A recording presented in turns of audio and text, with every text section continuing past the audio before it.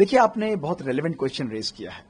हमारी अपनी स्टडी जो हमने 1600 पेशेंट्स के अंदर की थी, उसमें हमने सिंपल एक चीज़ देखा, 1600 हार्ट अटैक के पेशेंट्स को लिया और हमने देखा कि जिन लोगों को कोविड वैक्सीन मिला था और जिनको नहीं मिला था।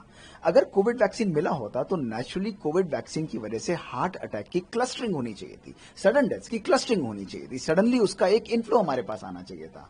आपको जानकर हैरानी होगी, हमारी स्टडी में हमने ये दिखाया कि जिन लोगों को कोविड वैक्सीन मिला है, ना केवल उनके अंदर heart attack, all cause mortality और सडन डेथ होने के चांसेस कम हैं, लेकिन हमने उनको 30 दिन और 6 महीने तक फॉलो अप किया, उन लोगों की डेथ होने के चांसेस भी सिग्निफिकेंटली कम होते हैं। एक्चुअली कोविड वैक्सीन हार्मलेस तो है, लेकिन उसके साथ साथ प्रोटेक्टिव रोल भी प्ले कर रही है।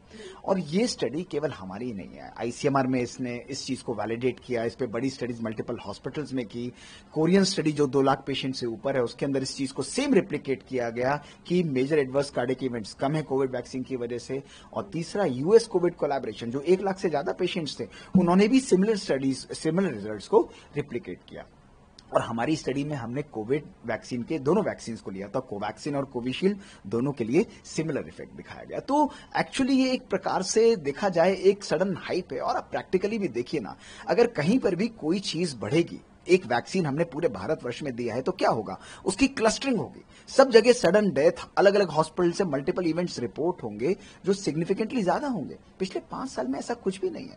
सडनली कहीं पर हमें लगता है कि 2-4 ज्यादा केस आ गए और हम समझते हैं कि वो वैक्सीन की वजह से हो रहे हैं। अरे नहीं भाई, सडन कार्डिक डेथ के मल्टीपल कॉजेज होते हैं। हार्ट की धड़कन एबनॉर्मल हो सकती है, हार्ट की आर्टरीज की सप्लाई इम्प्रॉपर हो सकती है, उसके अंदर स्ट्रक्चर एबनॉर्मलिटीज हो सकती हैं।